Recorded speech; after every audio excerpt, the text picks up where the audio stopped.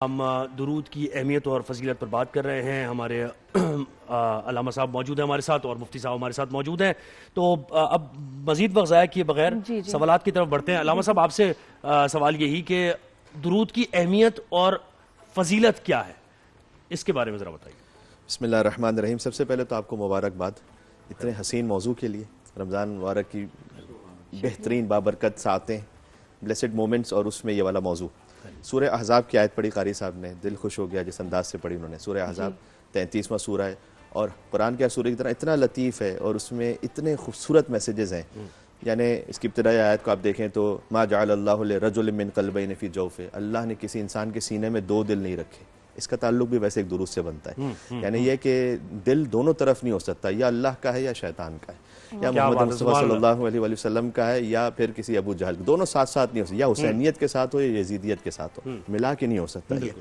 تو اللہ سبحانہ و تعالیٰ نے فرمایا کہ ہم نے کسی انسان کے سینے میں دو دل نہیں رکھے. ہوتا نا کہ کعبے کا طواف بھی اور گنگا کا اشنان بھی خوش رہے، شیطان بھی راضی رہے، رحمان بھی، سجدہ اللہ کو ابلیس سے یارانہ بھی ہو. اقبال نے بھی کہا جی. تو ہماری زندگیاں کبھی کبھی ایسی ہوتی ہیں، ہم بلیک اینڈ وائٹ میں تو کم ہوتے ہیں، ہم گرے میں زیادہ ہوتے ہیں. گرے میں ہم دونوں طرف سے اچھا اس کو ہم معتدل سمجھتے ہیں. جی یہ بڑا مسکنسپشن ہے. تو اللہ تعالیٰ نے قرآن میں سورہ احزاب میں کہا، اسی سورہ میں جس میں آیت درود ہے، اسی میں کہا کہ اللہ نے کسی انسان کے سینے میں دو دل نہیں رکھے. یہ میڈیکلی نہیں کہہ رہا اللہ سبحانہ و تعالیٰ. میڈیکلی تو سب کو پتہ ہے کہ ہر ایک انسان کے سینے میں ایک دل ہے. یہ اسپرچولی بات ہو رہی ہے کہ کسی انسان کے سینے میں اللہ نے دو دل نہیں رکھے. اس میں یہ آیت بھی ہے کہ النبی اولی بالمؤمنین من انفسہم وازواجہم امہاتہم، کہ جو نبی کی ازواج ہیں وہ مومنین کی امہات ہیں. اسی میں یہ آیت بھی ہے کہ لقد کان لکم فی رسول اللہ اسوۃ حسنہ، تمہارے لیے رسول کی زندگی میں اسوہ حسنہ ہے. اسی سورہ کی آیت نمبر 33، 33واں سورہ 33ویں آیت ہی جو اہل بیت کے بارے میں کہ انما یرید اللہ لیذھب عنکم الرجس اہل البیت ویطہرکم تطہیرا. اور اسی میں آیت درود بھی ہے کہ آیت نمبر 56 کہ ان اللہ وملائکتہ یصلون علی النبی یا ایھا الذین آمنوا. یہ تو ایسا محسوس ہو رہا ہے کہ سبھی اسی میں قرآن ہی اس میں وسلموا تسلیما. پورا خلاصہ یہاں پر ہے. اور پھر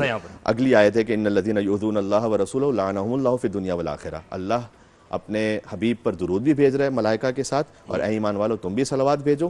اور اللہ کچھ لوگوں پہ لعنت بھی بھیج رہا ہے قرآن کے مطابق کہ جنہوں نے اللہ اس کے رسول کو اذیت پہنچائی تو اللہ اس کے رسول کی طرف سے اور اللہ کی طرف سے دنیا اور آخرت میں ان پر ایسی لعنت ہے کہ وہ رحمت سے دور ہو جائیں. بہرحال یہ ایک ایسی حسین اور لطیف عبادت ہے. ابھی ہم روزے سے ہیں، نماز پڑھیں گے، مغرب کا وقت آئے گا. دیکھیں نماز ہم پڑھتے ہیں، اللہ نہیں پڑھتا نماز. اللہ کا تو حکم ہے نماز پڑھنا، کیونکہ ہم عبد ہیں، وہ معبود ہیں. ہم روزہ رکھتے ہیں، اللہ روزہ نہیں رکھتا. لیکن ایک عبادت ایسی ہے کہ ہم بھی کر رہے ہیں اور اللہ، اس کے لیے عبادت کا لفظ تو نہیں ہے لیکن اللہ بھی اس کام میں شریک ہے. اور آدم کی خلقت سے پہلے وہ ہے ان اللہ وملائکتہ یصلون علی النبی. اللہ خود نماز نہیں پڑھے گا آ کر، اس لیے کہ وہ خالق ہے. اللہ روزہ نہیں رکھے گا، وہ حکم دینے والا ہے. لیکن اللہ درود پڑھتا ہے اپنے نبی پر، درود بھیجتا ہے مسلسل. ایک مرتبہ ایک عارف و بزرگوار تھے، انہوں نے کسی سے پوچھا کہ تم بتاؤ اللہ اس وقت کیا کر رہا ہے؟ کہا ہمیں کیا معلوم، اللہ قادر و قدیر رحیم و کریم، اللہ اس وقت کیا کر رہا ہے، مسبب الاسباب. کا کچھ اور ہو نہ ہو لیکن درود تو بھیج رہا ہے، اس لیے کہ اللہ نے قرآن میں کہا کہ ان اللہ وملائکتہ یصلون علی النبی یا ایھا الذین آمنوا صلوا علیہ وسلموا تسلیما. تو ایک ایسی عبادت ہے جس کے ثواب کا بھی کوئی حساب اور کتاب ہی نہیں ہے اگر کوئی بہت خلوص کے ساتھ، توجہ کے ساتھ بھیجے. جیسے کہ ابھی آپ نے انٹرو میں بھی یہ کہا تھا کہ اٹھتے بیٹھتے چلتے پھرتے، ایک ہوتا ہے وائٹامن اے، کہیں ہوتی ہے ٹیبلٹ وائٹامن بی، کوئی ہوتی ہے وائٹامن سی، کوئی ہوتے ہیں ملٹی وائٹامن. کیا بات ہے، سبحان اللہ. درود وہ ہے نا کہ جب اٹھتے بیٹھتے سوتے جاگتے. حدیث میں امام صادق علیہ السلام نے فرمایا، حدیث کا مفہوم یہ ہے کہ جب تم پھول کو سونگھو تو سونگتے ہوئے کہو اللہم صلی علی محمد وعلی محمد. اس سے پہلے کہ زمین پر رکھو گے اللہ تمہارے گناہوں کو معاف کر دے گا. گھر میں داخل ہو تو درود پڑھو، باہر نکلو تو درود پڑھو، اٹھو تو درود پڑھو، بیٹھو تو درود پڑھو، بچے کو اٹھاؤ تو درود پڑھو، کھانا کھاؤ تو درود.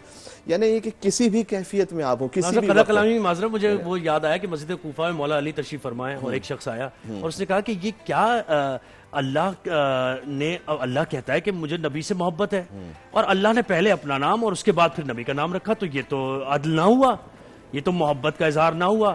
تو مولا کائنات نے فرمایا کہ تم ابھی سمجھے ہی نہیں اللہ کی اس محبت کو. اللہ یہ چاہتا ہے کہ نبی کا نام کوئی پکارے ہی نہ جب تک اس کی زبان پاک نہ ہو جائے، اور زبان کی پاکی کے لیے اللہ کا نام لینا اور اس کے بعد جی.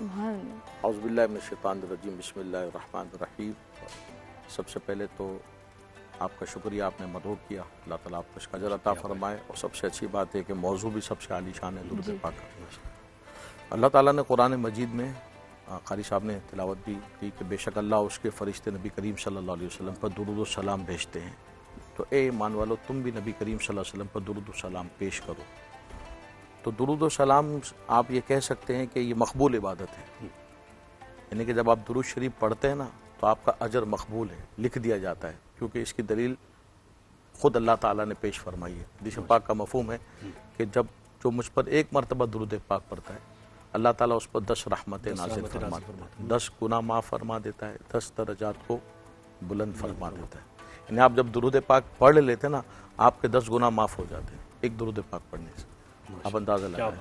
اور درود پاک وہ عبادت ہے کہ یہ روح کی تازگی اگر آپ چاہتے ہیں نا تو درود پاک وہ اپنا معمول بنا لیجیے. روح کی پاکیزگی چاہتے ہیں، روح کی تازگی پاکیزگی. آج ہم جو بات کرتے ہیں نا لوگوں کے اندر ہم ایک کسک دیکھتے ہیں، بے چینی دیکھتے ہیں، وہ اپنے حال پہ خوش نہیں ہیں، ان کے اندر سکون نہیں ہے، اطمینان نہیں ہے. پیسہ ہے تو خوش نہیں ہے، پیسہ نہیں ہے تو خوش نہیں. دونوں حال میں خوش نہیں.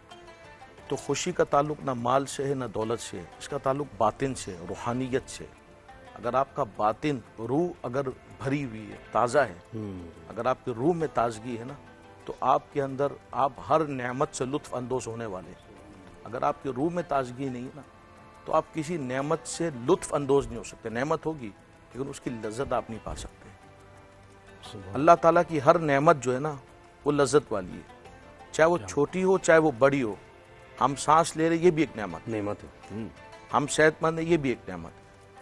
تو جو میں اس کو کنکلوڈ یہاں کرنا چاہوں گا، اگر آپ چاہتے ہیں کہ آپ کے روح کا جو گلاس ہے، باطن، 2 چیزوں کا ذکر ہے باطن کے حوالے سے، اگر آپ اس کو تازہ اور بھرا ہوا رکھنا چاہتے ہیں، ایک ذکر اللہ ہے، انا اللہ کہا گیا، اللہ کا برتن جو دل ہے جسے کہا گیا یہ اللہ کا برتن ہے، اسے اللہ کے ذکر سے بھرو. ایک یہ روح کی تازگی کا اور دوسرا درود پاک ہے. اگر آپ چاہتے ہیں اپنی زندگی کے باطن کو سنوارنا چاہتے ہیں، اگر آپ چاہتے ہیں تازگی چاہتے ہیں تو انشاءاللہ آپ درود پاک کی کثرت کریں نا. اور اس سے بڑھ کر وہ کیا 2 چیزوں کا ذکر بس میں زیادہ چاہوں گا.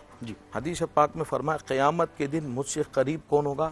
ان اول الناس بیوم القیامہ اکثرهم علی الصلاۃ. جو سب سے زیادہ درود پاک پڑھتا ہوگا نا وہ اتنا ہی قیامت میں مجھ سے قریب ہوگا. اب اس سے بڑھ کر وہ کیا درود پاک. ہمارا اتنا نقصان ہو گیا اس فون کی وجہ سے.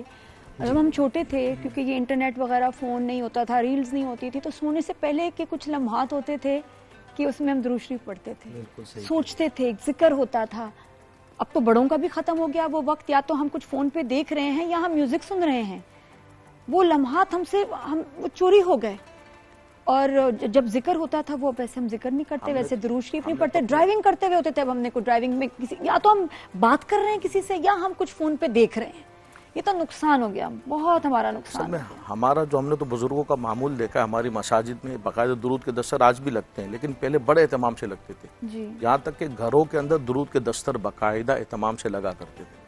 میں اپنے گھر کی بات کرتا ہوں، ہمارے یہاں لگا کرتے تھے درود کے دستر باقاعدہ. چند لوگ بیٹھ کے درود پاک روز کا معمول تھا ایک وقت جب یہ سوشل میڈیا وغیرہ نہیں تھا، مصروفیات زیادہ نہیں تھی کوئی. جب سے یہ آ گیا اس کے بعد سے اس نے تو ہمارا وقت سمجھ لیجئے کہ سبھی لے لیا ہے. تو میں حدیث پاک کا ذکر رکھتا ہے قیامت کے دن جو سب سے قریب ہوگا درود پاک کثرت سے پڑھتا ہوگا. اور سرکار نے فرمایا کہ جو صبح و شام مجھ پر 10 مرتبہ درود پاک پڑھ لے اسے قیامت کے دن میری شفاعت ملے گی. یعنی شفاعت کی گارنٹی درود پاک میں ہے. قرب قیامت میں حضور کا قرب درود پاک میں ہے، روح کی تازگی درود پاک میں ہے. تو آپ درود پاک کی اگر آپ برکات سمیٹنا چاہیں نا اس کے ساتھ اپنے آپ کو وابستہ کریں. بالکل چلتے